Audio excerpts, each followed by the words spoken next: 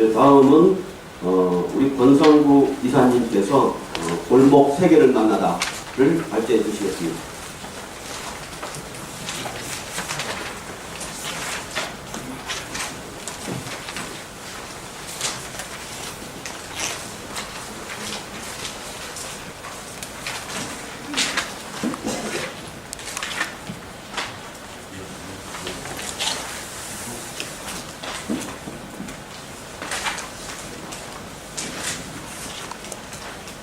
예, 앞에 불 좀 낮춰주시면 PT 화면을 보시면 좀 도움이 될 것 같습니다. 예, 저는 지금 현재 사단법인 시흥학관 연구소에서 적을 두고 있고요.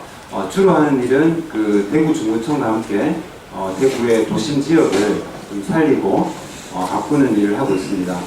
그래서 제가 있는 소속 법인이 대구 중구청과 일을 하는 민간 파트너라고 보시면 되고요. 지금 올해로 이제 이 사업을 진행해 온 지 한 13년 정도 되는 것 같습니다. 제가 29의 나이에 그 당시에도 대학을 졸업하지 못한 상태였는데 학부생이었고 그때 이제 시작을 했던 것 같고 이 프로젝트가. 그래서 지금까지 14년 동안 저는 취업을 한 번도 해본 적이 없는 것 같습니다. 원서 입사 원서라고 해야 되나요? 이력서 이런 걸 한 번도 써본 적이 없는 것 같아요. 그래서 제 개인적으로는 이런 일도 좀 떠나서 그냥 시원하게 회사에서 좀 일해보고 싶다. 그런 생각이 들던 때도 있었습니다. 힘들 때는. 오늘 제가 드리는 얘기는 제가 지난 13년간 대구라는 도시에서 제가 해온 작은 실험들 그런 이야기고요. 그리고 이 작은 실험이 어떻게 성장해 왔고 지금 이제 어떤 단계에 있는지 여러분들과 공유를 하고 싶습니다. 지금 현재 결론적으로 말씀을 드리면 2001년부터 시작된 프로젝트를 한 이 골목 투어 지역이 지금 현재는 많은 시민들한테 좀 알려져 있고요. 그리고 2002년에 한국 관광의 별이 된 지역이기도 합니다.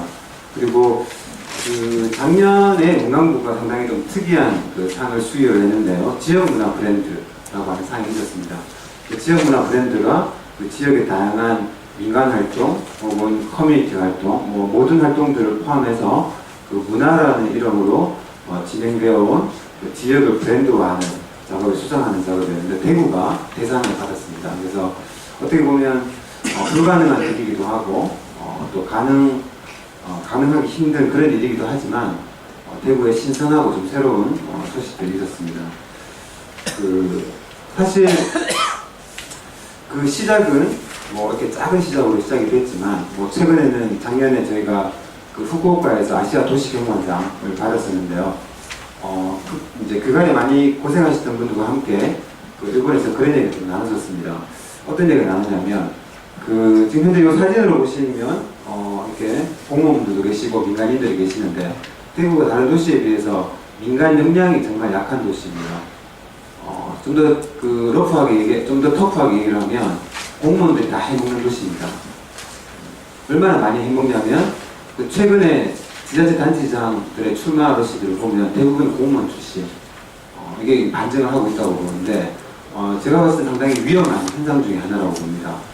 시민들이 읽어온 성과 그런 성과들을 토대로 해서 이 지역의 시민사회가 성장을 해야지 공무원들이 자기네들 이렇게 쥐락펴락하는 그런 프로젝트들에 의해서 그 사람들이 성장하고 그 사람들의 욕망을 실현하는 도시가 되어서는 안 되겠다라는 생각들을 늘 해왔었는데요. 그래도 이 대구의 골목 지역은 이 민간의 성과도 있고 그리고 지자체의 성과가 있고 이런 것들이 서로 파트너십을 이뤄서 지금까지 왔다라는 거 그런 것들에 대한 반증이 아시아 도시 경관상을 받게 된 가장 결정적인 계기였는데요. 일본 같은 경우에는 워낙 마치 스쿠리 그러니까 말 만들기 활동이 이렇게 바닥에 뿌리를 내리고 있기 때문에 그냥 지자체가 나서서 한 일에 대해서는 이제 평가를 안 합니다. 점수를 안 준다는 거죠. 일본이라는 도시에서도 이 대구의 사례가 이 어떤 민간 활동, 시민들의 어떤 다양한 움직임 속에서 진행이 됐다는 것에 많은 어떤 박수를 받았던 것 같습니다.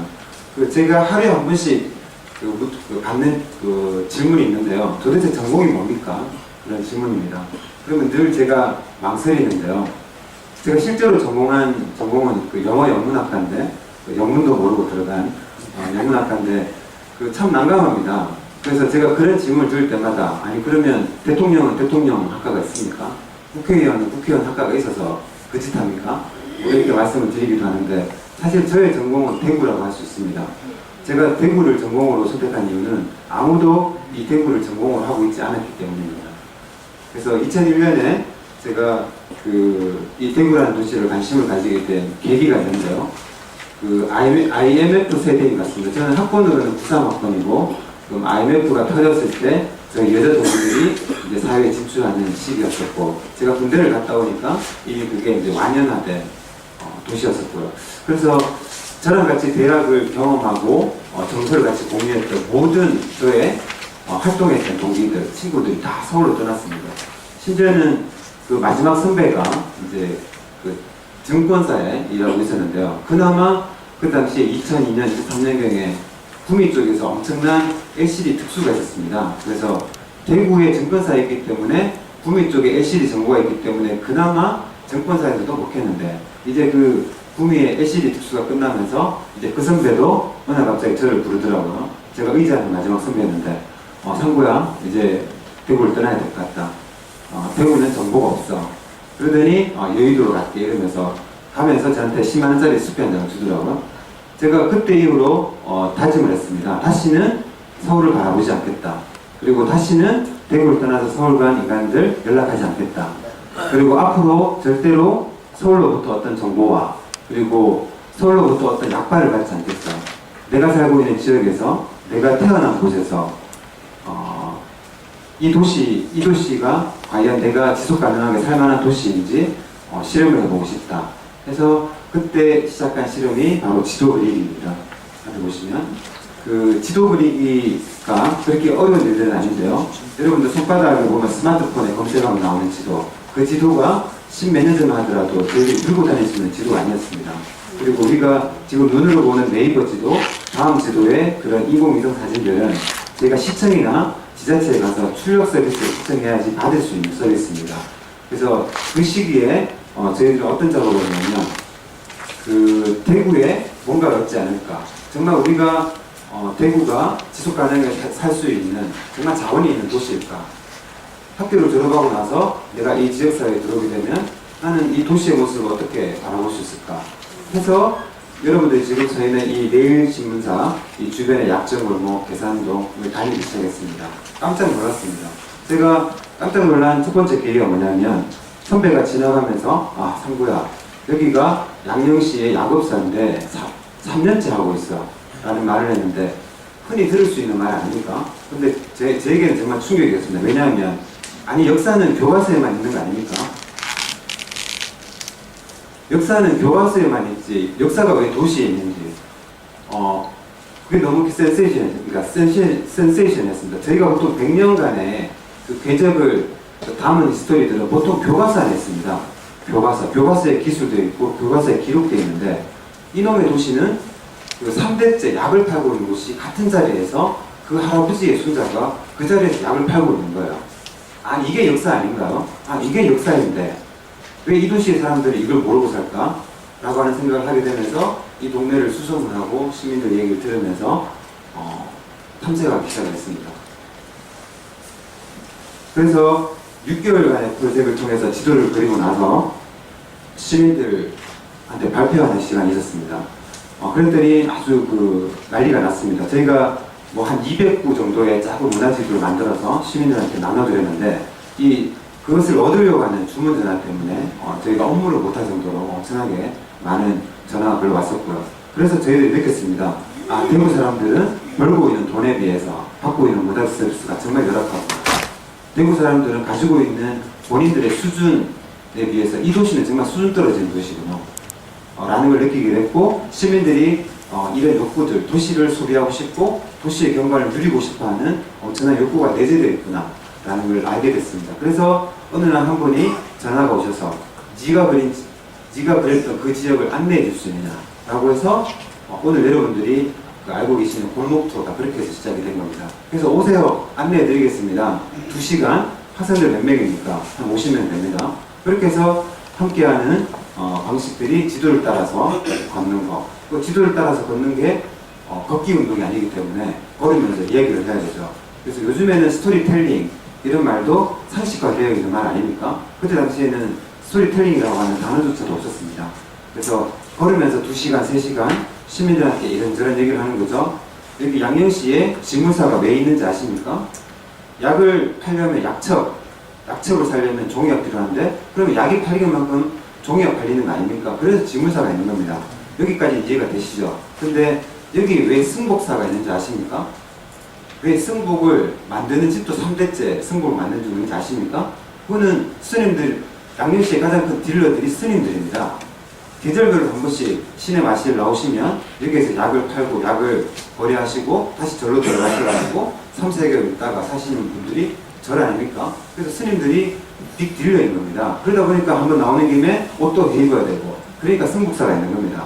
이렇게 얘기를 들으니까 이제 재밌어지는 겁니다. 이야기가 축적이 되고 스토리가 쌓이게 되고 그래서 지금은 저희가 어느 정도까지 왔냐면 우리 앞에 그 윤지도 선생님께서 GPS를 활용해서 도시 정보를 구술해야 된다. 그리고 이 도시의 리더들은 그런 GPS 시스템을 활용해서 이 도시의 그 정보들을 집단지성에 체계해서 좀 이해하는 그런 말씀 좀 앞부분에 하신 것 같은데 사실 저희들은 현재 대구 중부 지역에 있는 지난 100년간의 모든 정보를 이미 GPS로 다 가지고 있습니다.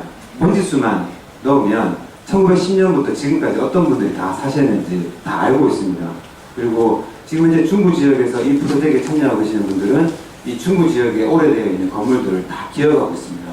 심지어 저는 이 대구 읍성 성내 지역에 3,500개 정도의 건물이 있는데요. 건물 한 사진 찍으셔서 저한테 카톡으로 보내주시면 제가 어딘지 알고 있습니다. 그만큼 이 지역에 대해서 잘 알고 있고 시민들과 만나왔고 누구보다도 잘 알기 때문에 누구보다도 이 지역을 계획하면 가장 자신 있다라는 거죠. 그래서 그런 과정까지 가게 된 것 같습니다. 그러다 보니까 그 아주 신기한 현상이고 제가 가장 중요하다고 생각되는 현상이 생겨나기 시작했는데요. 장소에 대해서 이제 대구 시민분들이 욕심을 가지기 시작하겠습니다. 옛날에 대구 시민들은 어떻습니까? 본인이 다니는 길만 다니지 않습니까? 남자분들 말씀하십시오. 내비게이션만 찍으면 가시는 분들 아니십니까? 내비게이션 맨들 아니십니까? 그리고 내가 다니는 길만 알지, 그리고 드랑길에 있는 식당만 알지, 어디 그 시내 구석진데 가보십니까? 다들은 그 차가 들어가지 않는 곳은 귀찮다면서 안 가시고, 그리고 엄성스럽다고 안 가시고, 대부분 그러시더라고요. 그러다 보니까 이 대구의 도심 지역에 대해서 시민들이 이제 공유하시고 알게 되시고 아카이브를 누리게 되시니까 장소에 대해서 욕망, 그래서 어떤 지역이 허물어진다, 어떤 지역을 보존해야 된다라고 이슈가 생기니까 그 지역에 대해서 의견을 주시는 겁니다. 아, 이 공간만은 남아있어야 되겠다, 이 공간은 보존이 됐으면 좋겠다, 아, 이 공간은 이렇게 했으면 좋겠네 라고 하는 장소에 대한 욕심, 이 도시를 살아가는 도시민으로서 가지고 있어야 되는 가장 기본적인 욕구, 이런 것들을 막 표현해 주시기 시작하시는 겁니다. 그래서 지금 현재 지자체가 진행하고 있는 이 도시재생사업도 이런 시민들이 알고 있는 관심, 그 이해에 기반해서 진행되고 있다는 말씀을 드리고 싶습니다. 그한 과정 속에서 대구 문화지도 혹은 골목은 살아있다, 수많은 출가문들이 나왔었고요. 이게 대구 신택리지인데요. 그 앞서 저희 이현태 선생님께서 발표해 주시는 박원순 시장님 그 페이스북에 나오는 정책들 보니까 박원순 시장님이 벤치마킹한 게 혹시 대구 신택리지라는 거 혹시 알고 계십니까? 박원순 시장님의 정책을 보면 녹색형 뉴딜 사업, 뉴딜 일자리에 가장 타이틀이 되는 사업이 서울 신택리지 사업입니다. 그 사업이 바로 대구 신택리지 사업을 벤치마킹하는 사업입니다. 바로 그것에 시초가 되었던 아카이브라고 할 수 있는데요. 아까 말씀드렸던 시민들의 이야기, 스토리 이런 것들을 아카이브로 만들어서 시민들한테 이 도시를 아주 쉽고 어렵지 않고 그리고 그렇게 복잡하지 않은 방식으로 시민들과 공유하는 어떤 하나의 그 데이터 체계가 있다는 겁니다. 이런 과정들을 통해서 이제 누구라도 이 지역에 방문하시거나 이 지역을 계획하시거나 혹은 이 지역을 염두에 두시는 분들이 이 신택리지라고 하는 데이터베이스라는 게 있으면 플랜하고 계획하고 방문하고 누리는데 그렇게 어려운 일들이 이제 아니라는 거죠. 그런 부분에서 많이 도움이 되었던 프로젝트라고 했습니다. 그 당시에 만들었던 대구 신택리지 투어 지도인데요. 지금 현재 골목 투어에 기반이 된 수많은 이 골목 코스에 기초가 된 그런 지도라고 하셨습니다. 그때 저 작업들은 정말 그 배고프고 힘겹게 했었고요. 거리문화 시민연대라고 하는 시민단체 활동을 하면서 저 작업들을 진행을 했었고요. 그래서 그 2007년, 2008년경에 저희가 그 목표로 하나 잡은 게 있는데요. 대구 시민 1%를 만나겠다. 대구 시민 해봤자 250만 명, 1%를 만나면 2만 5천 명이다. 우리가 매년 동안 2만 5천 명을 만나지 못하겠느냐 해서 2만 5천 명이 다 되어가는 그 즈음에 아주 괜찮은 일이 있었습니다. 오늘 갑자기 시장님 나오시겠다는 거예요. 쉽게 말해서 공무원들이 이제 숟가락 얹는 거죠. 밥상에 숟가락 얹는 겁니다. 그래서 그럼에도 불구하고 시민단체가 이런 일을 하느냐, 이런 일을 하는 시민단체면 나는 지지하겠다, 그런 말씀하시면서 골목투에 오셨어요. 그러니까 시장님이 골목을 걸어다니시니까 시민들이 더 놀라시더라고요. 아니 시장님 차에서 내리셔야지 왜 골목을 걸어다니십니까? 그러니까 막 골목에서 피하시더라고요. 만나기기 싫어서. 네. 그래서 그 단체장, 유순영 구청장이랑 교육시장님이 골목을 걸으시면서 마음을 실어주셨는데, 저는 이 사건을 이렇게 해석을 했습니다. 세계 어느 도시, 세계 많은 도시들이 도로에 투자하는 도시들은 많습니다. 그렇죠? 도로, 우리가 알고 있는 전형적인 토목적이죠. 하지만 최근에 많은 도시들은 이제 눈이 트였기 때문에 문화도시, 학습도시, 교육도시 이런 타이틀을 가지면서 그 도시가 가지고 있는 경관에 투자를 합니다. 이제 그런 도시도 이제 해봤자 3등입니다. 3등. 하지만 이 대구라는 도시는 시민들의 기억, 시민들의 정서, 특히 대구 사람들이 가지고 있는 이 표현하지 않는 것들, 그런 것들을 투자하는 도시라면 이 대구라는 도시는 정말 괜찮은 도시가 될 수 있겠다라고 하는 계기가 바로 저 시점이 아니었나 생각을 해봅니다. 그래서 시장님이 근대골목을 벗고 난 뒤에 그때 이후로 골목 프로젝트, 골목에서 어떠한 일들은 적극적으로 지원을 해라. 그리고 시민단체가 열심히 했으니까 너네들이 이때까지 한 거 없으니까 너네 공무원들이 열심히 도와줘라. 그런 분위기가 생기면서 2007년에 근대골목 디자인 개선, 지금 여러분들 아시는 상하고택 주변에 경관 사업을 하게 되었고, 동산동 성교사 주택지와 연결하는 작업, 그리고 상하고택과 약정골목을 연결하는 기반 작업을 그때 하게 되었습니다. 그 당시 저희가 그랬던 비전 맵, 저 맵을 그릴 때만 하더라도 우린 참 오타쿠가 아닐까, 우린 정말 너무 도시를 자폐적으로 해석하는 것 같아, 우린 너무 허황한 비전만 가지고 있는 게 아닐까라고 생각했었습니다. 사실 이게 정말 지속 가능할까, 오래 갈까 라고 생각을 했지만, 지금 현재는 그때 당시에 그려진 비전 맵들, 그때 당시에 저희들이 그렸던 스케치, 그런 것들에 의해서 도시가 만들어져 가고 있음을 알게 됐습니다. 그리고 2007년 근대골목 사업을 하면서 저희가 했던 타운 미팅인데요. 좋은 것들은 수용하자. 그래서 이 지역에 살고 있는 주민들이 자기 아젠다, 자기 집의 아젠다, 자기 당장 밖에 있는 골목의 아젠다를 가지고 와서 이렇게 도시의 복잡하고 다양한 이해관계를 건드리는 문제를 개개인 퍼슨으로 만나서 해결이 안 됩니다. 그래서 한꺼번에 다 모아서 타운 미팅을 하면서 해결하자라고 제안을 해서 도시 디자인을 하기 위한 타운 미팅을 전국에서 아마 최초로 한 일이 아닐까 생각을 해봅니다. 이후에 동성로 공공디자인 개선 사업이 진행이 되었고요. 그리고 지자체에서 처음으로 문화재단을 만들었는데, 이 재생 사업을 하게 되면 부지 매입비가 가장 중요합니다. 펀드가 있어야지 부지 매입을 해서 국비를 당겨올 수 있는 기반이 되는데, 그 돈을 받을 수 있는 곳이 없어서 전국 지자체 중에서는 최초로 중부가 도심 재생을 하기 위한 문화재단을 만들게 됩니다.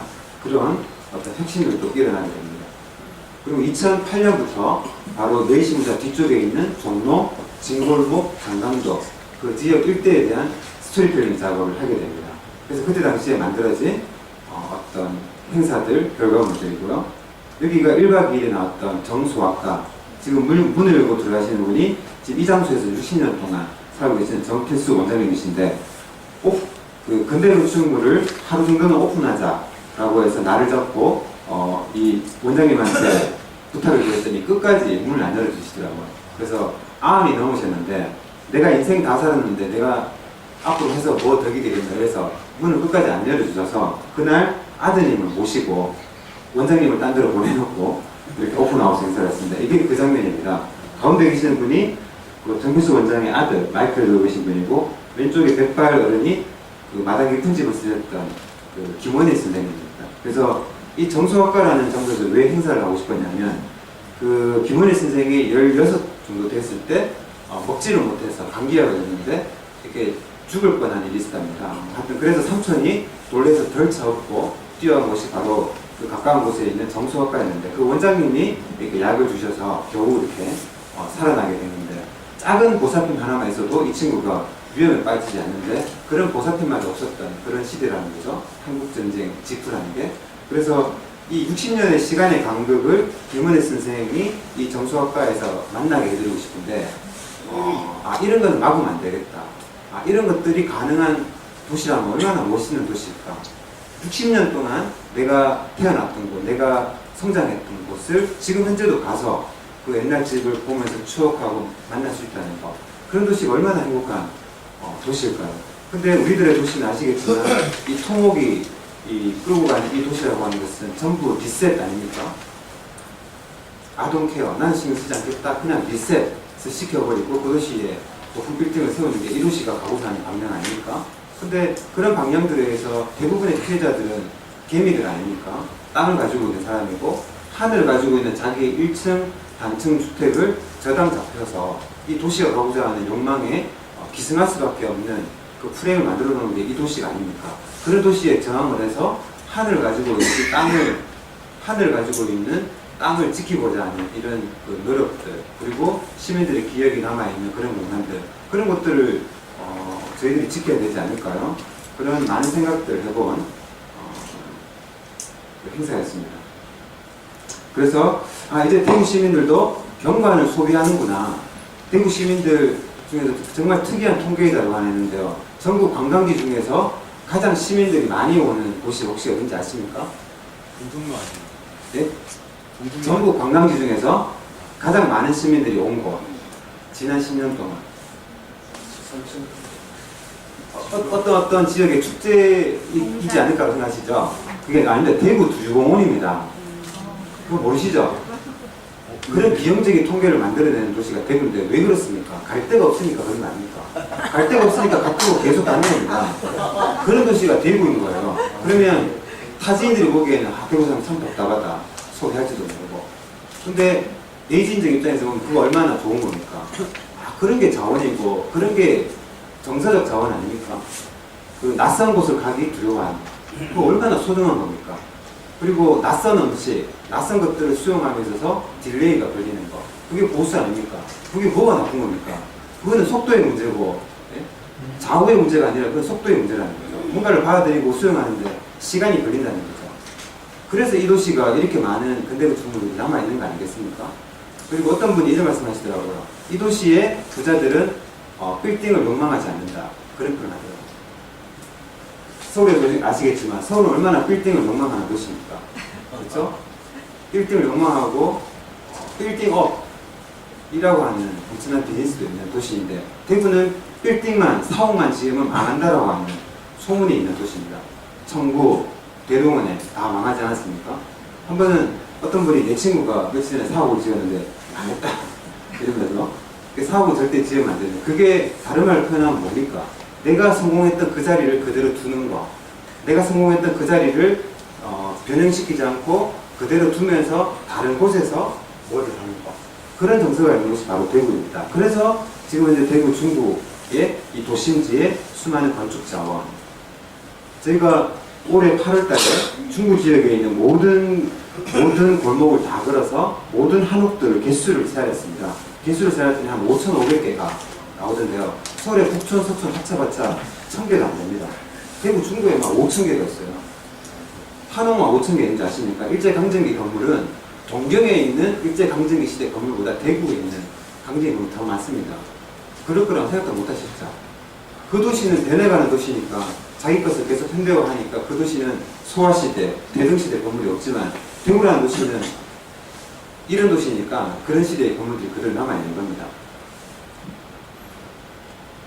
그래서 지금 현재 중구에서 진행되고 있는 사업들은 이제 보시는 바와 같이 대구의 사성로, 동성로, 남성로, 저희가 왼쪽 모서리 지점에 금대골목이 있고 메이시가 빌딩이 있다고 보시면 됩니다.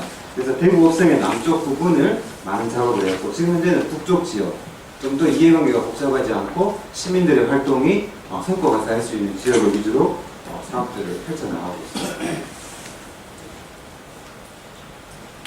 최근에 주목하는 것들 몇 개 말씀드리고 마치도록 하겠습니다. 저희가 2011년에 작은 실험을 또 하나 펼쳤는데요. 건물이 태어난 시간대로 시간여행을 한다면 이 도시에서 어떤 일들이 일어날 수 있을까? 그래서 보시는 건물이 바로 1930년대 지어진 일제식 목조 건물입니다. 그래서 어른들은 저렇게 건물을 사용을 하시더라고요. 우리 할아버지, 우리 부모님 세대분들이. 근데 저희 세대는 서태지 세대라고 하면 좀 그러나요? 저는 스테디 세대지만 저는 스테디 세대고 문화를 소비하는 세대입니다. 도시의 공간을 누리고 싶고 그리고 좋은 공간에서 커피를 마시고 싶습니다. 그러다 보니까 도시가 이런 모습인 게 조금 안타까워서 작은 실험을 해봤습니다. 북송로의 재발견이라는 타이틀을 가지고 이렇게 해봤습니다. 해봤더니 많은 분들이 반응이 있으시던데 오른쪽 왜 놔뒀노? 라고 하시길래 옛날에 이런 모습이었다라는 것을 말씀드리기 위해서 놔뒀다. 그래서 처음에 이 리노베이션, 근대구축물을 리노베이션 할 때 북송로에 있는 동네분들이 오셔가지고 발장을 끼고 뭐 한다고 계시잖아. 이 돈 안 되는 것을, 이 돈 안 되는 일을 왜 하느냐. 그냥 깨끗하게 허물고 새로 올리면 될 일을 왜 이 짓을 하고 있느냐. 이렇게 하시다가 이 집을 짓고 나니까 이분들이 입을 싹 닫으시면 반응이 다르신 거예요. 아, 그래, 내가 옛날에 여기 16살 때 또 다람이 방에 들어왔다. 여기가 내 외사촌 뭐시 집안인데 했었다. 하면서 이 건물의 시간으로 되돌아가니까 이 시민이 기억된 건물과 관련된 그 기억된 시간으로 되돌아가시더라고요. 아, 이거 정말 소중한 감흥이고 현상이고 우리가 도시에 정말 필요한 것들이구나. 먹고 사니든 그런 것도 참 중요하겠죠. 하지만 이런 것도 정말 중요한 게 아닐까 생각을 해봤습니다. 그래서 오른쪽은 놔뒀더니 누가 또 참지 못하고 한 건축가가 새를 들어서 오른쪽으로 툭툭툭 또 하더라고요. 그래서 이런 식으로 왼쪽 집의 뷰에 크게 흐트러지지 않게 오른쪽 집에 자기 집을 디자인한 겁니다. 그래서 외관은 크게 다르지 않게 하면서 안에 있는 공간은 네덜란드에서 공부한 친구라서 자기가 하고 싶은 대로 다 안에서는 네가 뭔 짓을 해라. 하지만 도시의 외관은 옆에 있는 외관과 조금은 어울리게. 그래서 안에는 이렇게 이쁩니다. 그리고 사실은 콘크리트가 지속 가능한 것 같지만 나무가 더 오래 갑니다. 맞지 않습니까? 그 불편한 진실 아닙니까? 또 하나의 실험을 2002년경에 했습니다. 이 삼각상해를 리노베이션 하면서 여기에서 기증받았던 공구가 한 2,000여 점 있는데요. 그 공구를 보관하는 장소로 고민을 하다가 공구 박물관을 만들어보자 라고 해서 이 건물을 잡고 제가 리노베이션을 했습니다. 제 평생에 마실 수 있는 먼지는 아마 다 마신 것 같습니다. 도시재생사업 혹은 도시를 계획하는 사업이 이렇게 외부에서 보기에는 멋지고 훌륭한 일처럼 보이겠지만 사실은 먼지를 마셔야 됩니다. 대폐질을 해야 되고 그렇습니다. 그래서 이렇게 했더니 이런 그 껍데기를 벗기는 순간 저도 좀 감동을 했습니다. 이 건물이 이렇게 안에 이렇게 괜찮은 프로포션을 비율을 가진 건물이 들어앉아 있을 줄 몰랐습니다. 아, 우리 어른들이 그렇게 살아왔구나. 왜 일제강점을 받았다는 것에 대해서 수치스럽다라는 감정을 드시면서 왜 일본 사람들이 지어놨던 건물을 왜 남겨두셨지? 이거 기분 상하시면 다 없애고 새로 지으시면 되는데 왜 이거를 남겨두시고 이거는 일본 건물이 아니다라고 껍데기를 펴셨지? 그거 동의되지 않는다. 이해되지 않는다. 왜 이렇게 하셨을까? 훔친 물건인가? 이걸 왜 덮어두셨지? 그러니까 숨기고 있는 거죠. 어떤 사실을. 나는 일제적산을 불화받았다 라고 하는 사실을 숨기고 싶었던 거예요. 그래서 일본 건물이 가지고 있는 디테일을 다 가리고 덮고 이렇게 쓰셨던 거예요. 그래서 저희들 보기에는 이해가 되지 않습니다. 지배를 받았으면 지배받은 궤적을 그대로 남겨둬야지 그 사실이 직시적으로 저희 후손들한테 오게 되고 또 후손들은 그 사실을 계속 바라봄으로써 이 나라, 이 도시가 지배당했다는 것을 지표로 삼을 수 있다고 보는데 이렇게 저희 부모님 세대는 그렇지 않더라고요. 할아버지 세대도 그렇지고. 그래서 북송로 공고박물관을 이렇게 해서 만들었습니다. 사실은 이제 마지막으로 드려야 될 얘기인데요. 저희가 좋은 일을 하고 있느냐, 보기 좋은 일을 하고 있느냐 그런 측면이 같지만 사실은 이해관계, 도시의 이해관계, 우리 아까 윤지도 선생님께서 말씀하셨지만 왜 정치인이 도시를 자기 거로 생각하지 않느냐 이건데요. 사실은 지난 15년간 이 한쪽 당에서 이렇게 한쪽 장에서 활동하는 정치인들이 이 도시의 모든 어떤 브랜드와 타이틀과 개발과 팽창을 다 가지고 가는 경우라고 할 수 있는데요. 이 부분에서 이 진보 진영에서 혹은 민주당에서는 왜 도시를 우리 도시라고 생각하지 않느냐, 우리 도시라고 생각하고 우리 도시 예피지를 만들어가면 되는데 왜 그렇게 생각하지 않을까라는 부분에서 좀 답답했던 부분들이 좀 있었고요. 그리고 사실 저는 전국으로 많이 불려가지만 민주당에서 제가 불려온 것은 오늘이 14년 동안 처음입니다. 네. 그런 측면에서 역시 대구 분들이시구나. 대구 분들은 수용함에 있어서 딜레이가 길기 때문에 역시 대구 정서구나. 그래서 지금은 긍정하고 있습니다. 그래서 마지막으로 드리는 얘기 이건데요. 사실은 이해관계를 건드려줘야 됩니다. 공약이든 뭐든 얄팍한 것도 중요하겠죠. 감각적으로 표현하는 건 중요하겠지만 이 도시의 핵심은 토지가입니다. 토지가. 내가 이 토지를 소유한 토지를 소유하게 될 때 줘야 되는 비용, 토지대. 그 다음에 이 도시를 빌리게 되는 세입가.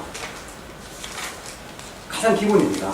우리가 하는 사업들이 이 두 가지를 무시하고 할 수 없습니다. 그래서 근대건축물 리노베이션 사업도 저희가 어떤 프레임에서 만들었냐면 안 쓰고 있고 10년 동안 안 쓰고 버려져 있는 건물. 그거 우리가 월세를 저렴하게 들어가서 우리 여기에서 5년 동안 공사를 해줄 테니까 5년 동안 혹은 10년 동안 나한테 장기 계약을 해달라 라고 하면 난 여기서 성공하겠다. 나는 이 일자경등기 이 괜찮은 경관을 가지고 있는 건물과 함께 성장하겠다. 그래서 5년 뒤에 10년 뒤에 이 건물을 사겠습니다. 사실은 이런 프레임에 의해서 진행되고 있는 게 리노베이션 사업이라고 보면 됩니다.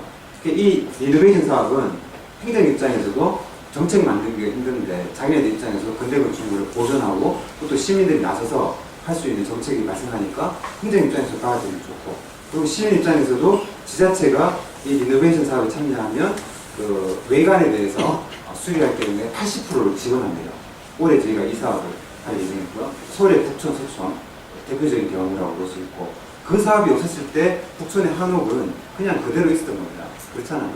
그래서 이 서울에 그 조례가 만들어지고 그 한옥 수리에 대한 보조금이 집행이 되면서 지금 현재 그 한옥이 도시 안에서 그 한옥다운 자리를 가지고 있다고 보면 되는데요. 사실은 시민 입장에서도 보조금이 발생하니까 유리한 겁니다. 그래서 행정과 시민은 항상 서로 그따위를 해라, 너네 이미 그따위를 해라. 항상 시민들은 행정한테 그따위를 해라 이러잖아요. 그리고 행정은 시민들한테 너네 못 믿겠다, 너네 불안하다. 항상 그런 대립적인 각도였는데 이 리노베이션 사업을 매개로 해서 서로 유인할 수 있는 계기가 됐고요. 그리고 지주 입장에서도 내가 가만히 있는데 돈까지 투자해줘서 내 건물을 고쳐주네? 오케이. 세입장에서도 내가 월세를 저렴하게 해주면서 내 빠지는 차익을 건물에다가 투자해주니까 10년을 보장해주시네. 땡큐. 지주 세입자 입장에서 좋고요. 그리고 이 도시가 그렇지 않습니까? 오래된 것과 새 것은 항상 경쟁을 하듯이 근대에 만들어진 것들은 현대에 상당히 공격을 받고 있는 도시죠. 그래서 근데 이 근대 건축이라고 하는 게 만들어진 것은 근대식이 만들어졌지만 안에 있는 내부 리노베이션은 최신식 현대로 함으로써 근현대가 조화로울 수 있는, 그래서 이해관계를 팽팽하게 설정하고 팽팽하게 관통을 해야지만 시민들이 반응한다는 거고 시민들이 이걸 자기 정책으로 받아들인다는 거죠. 그런 측면에서 저희가 최근에 도시에서 주목하는 것들, 그래서 이제 앞으로 민주당이 이 대구라는 도시를 가지고 어떤 정책을 기획하시더라도 팽팽하게 달려있는 이해관계들을 이제 건드려야 된다고 보고요. 그런 측면에서 이제 몇 가지 저희가 짚어야 되는 굵직한 얘기들을 드리고 마치도록 하겠습니다. 그래서 그 밀라노 프로젝트, 어떻게 보면 그 대한민국에서 그 최초의 클러스터 사업이라고 할 수 있는 게 바로 밀라노 프로젝트 사업인데요. 그 프로젝트 사업이 1조 3천억 원 정도 지원이 됐는데 3단계 사업의 그 마지막 사업이 완전 결정판이었습니다. 그래서 그 1, 2단계 사업에서 들어간 것들은 완전히 그냥 소진되어서 지금 현재 어떤 에너지를 만들어내고 있는지 저희가 파악할 수 없는 상태가 됐고, 그 3단계 사업이 바로 복무동 이시아폴리스, 복무동 오페럴 밸리라고 불렸던 이름 정말 촌스럽죠. 복무 오페럴 밸리. 이게 뭡니까? 그 공무원들이 네명을 한 건데 정말 참 촌스럽다 생각했는데 그걸 10년 동안 두고 다니다가 그거 이시아폴리스로 정리한 거 아닙니까? 뭡니까? 지역을 살리고자 하는 산업 기반 자금을 부동산으로 정의한 거 아닙니까? 부동산 프로젝트로 날려먹은 거잖아요. 그래서 그 이샤폴리스 진행자가 누굽니까? 포스코 아닙니까? 더샵. 포스코가 먹은 거죠. 대구시가 능력 없고 돈 부족하고 근데 공무 어패를 관리는 해야 되겠고 그래서 부동산 프로젝트를 땡겨와서 그 지역에 대한 부동산 개발권을 그 포스코한테 준 겁니다. 거기서 떨거지로 롯데가 받은 거 아닙니까? 핵심은 그겁니다. 지난 15년 동안 이 대구시가 그 해먹은 것들 혹은 대구시가 끌고 가는 정책의 핵심은 뭐가 부족하고 뭐가 안 되고 뭐가 불가능한 것들을 가리기 위해서 항상 부동산 프로젝트를 가져온다는 거죠. 그리고 대표적으로 최근에 혁신도시 아닙니까? DJ 정부, 참여정부의 성과가 고스란히 녹여있는 건데 혁신도시 마지막 끝장은 어떻게 봤습니까? 부동산 프로젝트로 끝장을 보지 않았습니까? 그거 가면 공단의 조성 원가가 얼마인지 아십니까? 398만 원입니다. 미친 거 아닙니까? 그 파주의 LG LCD가 5세대 라인을 파주로 갔을 때 구미 떠나고 파주로 간다고 했을 때 그때 왜 간 거니까? 그 김관용 시장이 땅 50만 원 주면 될 것을 100만 원 달라고 하니까 LG가 열받아서 간 거 아닙니까? 공단 조성 원가가 원래 그런 겁니다. 50만 원 해도 올까 말까인데 지금 현재 혁신에 가보면 400만 원입니다. 조성 원가가. 조성 원가는 뭐냐면 세금이 그만큼 들어갔다는 거예요. 그러면 이 400만 원이 투자되었으면 여기 입주하는 기업들한테 400원 받아야지 땅 파는 거 아닙니까? 근데 지금 대구시 무슨 짓 하고 있습니까? 들어오는 기업 없다고 하니까 지금 무슨 짓 하고 있습니까? 그 서류 조작해서 평당 조성 원가 200으로 줄이는 일을 하고 있는 거 아닙니까?